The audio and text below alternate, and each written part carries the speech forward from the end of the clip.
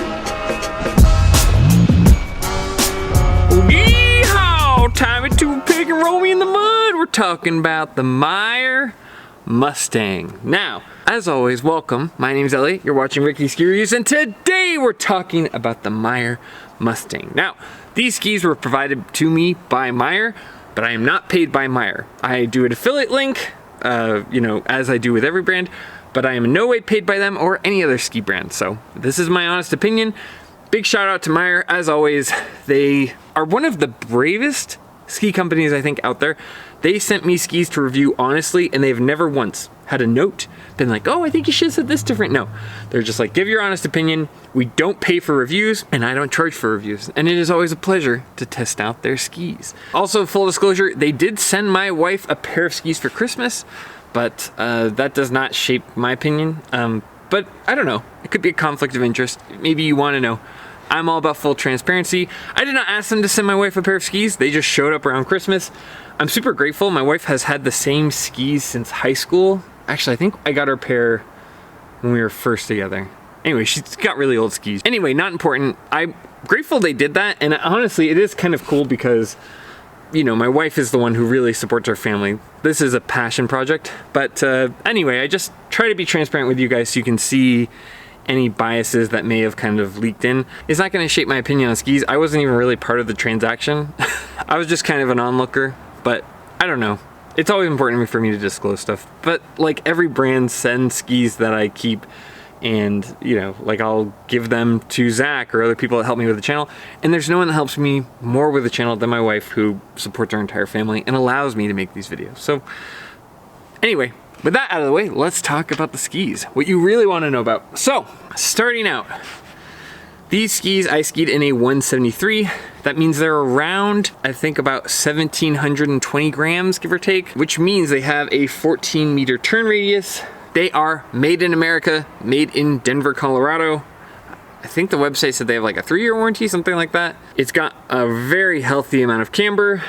Meier's kind of signature tail. It reminds me a lot of their quick draw, actually. And they also do custom graphics. So if the Mustang isn't your style, you can actually, I think you have to pay a little bit extra, but you can design your own custom skis, which is a nice touch in my opinion. Especially, for people who are sentimental or who are getting skis as a gift to like celebrate something. I think it's really cool. Or I don't know if I'd ever actually do it. But it's a nice touch, and I do really like these new graphics. Now that we've got that out of the way, let's talk about the most important part. How do these actually feel on snow? So I'll give you my first impressions, and then we'll talk good, and then we'll talk about the downsides. So, first impressions. This ski is kind of interesting. Like, I always feel like when Meier sends me a ski, it's like a puzzle I'm trying to decode and figure out, okay, like, why did they send the ski this way? These are sent in 173, which I can ski, but it's kind of on the lower end. My first impression was, this is so much fun in the woods. It's decent on the groomed runs, and I know that they kind of market it as more of a beginner to intermediate ski, but I had so much fun on this in the woods, specifically like on the bumps. And I'm not a big mogul skier, so I don't always talk about that very much, just because it's not my specialty, right? It's like when other people talk about carving that don't carve. But as far as like the trees go, it's the most nimble. That shorter length was really fun in there. I could make the quickest little turns, like the little hop turns, little pole plant turns, the little in-between mogul turns. That's where it felt the best. It felt stable, like with every Meier ski, they do a really good job with like nice, even flex. But I'd say that the off-trail exploration, having a nice solid ski that you can still carve on the cat track, you can still carve on some of the more mild terrain and then cut into the woods. But really where the ski shone the most was in the moguls, in the off-trail. I also had a powder day that I skied with my kids. It was my favorite family ski. This has now become my new default ski with the kids ski. Just because it's so maneuverable, I can have fun even if we're not going very fast. I can go and explore the trees and I'm not gonna like have too much momentum and leave my kids behind where I can't see them. This ski really, really is the most fun I've had with my kids and also in the trees in general. So that's my first impression. But let's talk about the good and then we'll talk about some of the drawbacks. So first off, I mean, I feel like this ski has great fundamentals. Just nothing is like, oh, this is a new flashy, weird thing. It's kind of like, oh, a solid turn, a solid platform. The carving timing is nice. The mobility and diversity is really where the ski stands out, where you can have a solid platform and then hop into the trees. And just how quickly it changes gears was something I really enjoyed about the ski. Honestly, as with the case with like the Wrangler and the Mustang, they both have a very nice, smooth, progressive flex underfoot. That gradual feeling of flexing the ski is really where this thing shines. Dampness is good, but definitely for some of the ultra hard packed snow, you can feel the chatter, especially if it gets even kind of resembling ice. I really don't think this is meant to be, you know, a big, damp, hard packed snow ski. But it makes do. It's not overly loud either, and it doesn't have that kind of pingy fiberglass feel. It still has a level of smoothness that you can kind of massage and feel good in it. But you know, you get going fast and you get going onto really hard packed snow. That probably isn't what the ski is built for or where it shines. Like I said before, it's really great in soft snow. It's super fun on moguls and trees. I love skiing this with my kids. I feel like that's something that not a lot of people appreciate. When your kids start to get to a certain age that they can ski in the trees and they're much more maneuverable than you are, this was a really nice companion for skiing with them, for skiing with my wife, for even holding my son with autism in between my legs. I felt like, okay, not only can I make the fun turns that he enjoys and kind of give him some of that carving feeling, but also when we go into what we call like the magic forest, I have maneuverability, but I have a strong platform I can stand while I'm holding him. And then when I was on my own, it was like, okay, I can get these going pretty quick and I'm not going to feel like I'm constantly catching up with the line in the trees. I know I'm maybe kind of sounding repetitive, but honestly, this is my favorite off-trail ski, like as far as moguls and bumps, or if I was like back at Burke Mountain and some of the glade runs, this would be my first choice. I wouldn't pick it as like, oh, I'm gonna go and do a race series and I'm gonna go on the really hard pack and I'm gonna run it on a GS course. No, it's not for that. But if you want like quick pole plant mogul ski turns, I had a ton of fun on this. All right, now that we've covered all the upsides, let's talk about some of the drawbacks.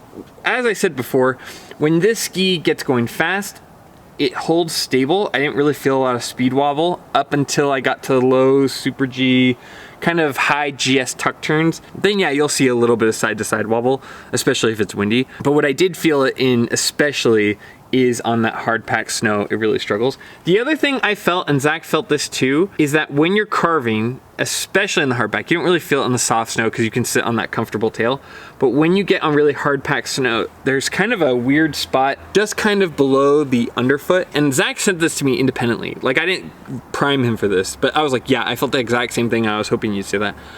If you're carving and the snow is too firm, you will feel a little bit of slippage just behind your heel on the binding. I don't think that this ski is necessarily designed to be like a carving, you know, really, oh, you're sending it all like a carving oriented ski, because a lot of their other skis do a better job of it. Between the Wrangler and the Quick Draw, those are probably more of your carving focused skis. But something to keep in mind, if you're really like, I'm a racer and I want to push this ski to the limits, this probably isn't the right fit because you will feel a little slippage just behind the heel. But I think that the amount of fun you have off trail outweighs that little thing, and I don't think anyone buying the ski should go into it expecting like, I'm just gonna really pin it even when it's boilerplate ice. I would pick this as a quick turn, washed out turn, fun in the trees, maneuverable ski. But with any ski. I'm gonna tell you the good, I'm gonna tell you the drawbacks. And in this case, if the snow is too firm, you will feel a little slippage behind the heel. But you know, every ski has drawbacks, this is no exception, and I'm gonna tell you the truth no matter what. That all being said, I overall can definitely look past that for how much fun I had in the trees. And you know, just knowing the right application, I think you could have a ton of fun on these. So what would I give the ski? I think if you factor in the fun factor, if you factor in on like the really firm days, you're probably gonna swap out for a different ski.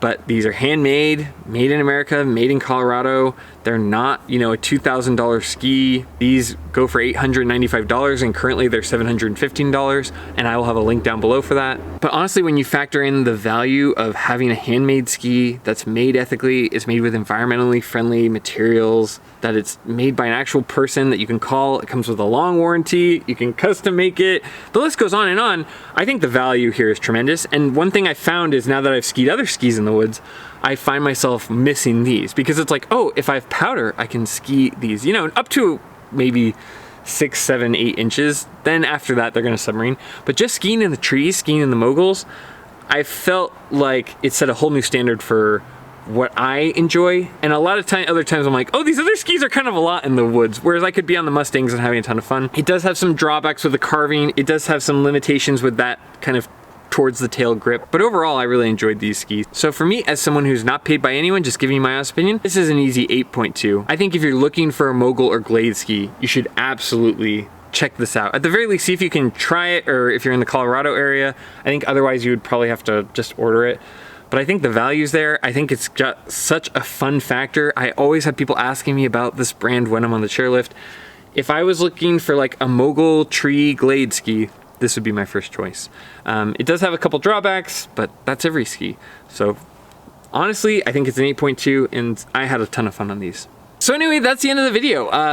Like I said before, I will have a link down below to purchase these skis. Big shout out to Meier. I always feel like they're one of the most confident brands out there. I really enjoyed working with them. They were one of the people where I talked, where they said, hey, we don't want to pay some of these other magazines to review the skis. We just want an honest opinion and we don't pay for reviews. And I said, that's great, I don't charge for reviews. So it's been a great relationship with them, and I love testing out all of their designs. It's nice to see unique designs. It's nice to see a ski that takes a stand and kind of goes for one area rather than trying to do everything. And this is a perfect example of that. I think that there will be people out there where they're really looking for a damp crud cutter, or they're looking for a almost race ski.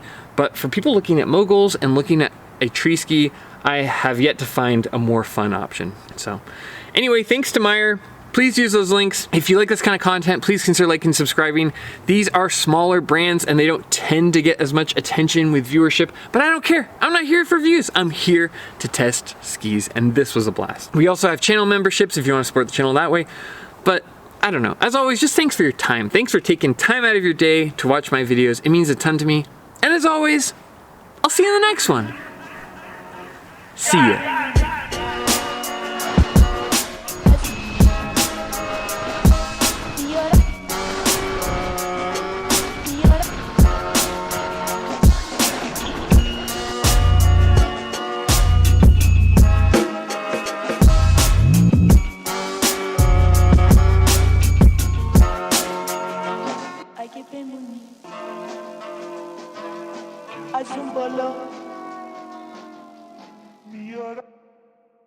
I keep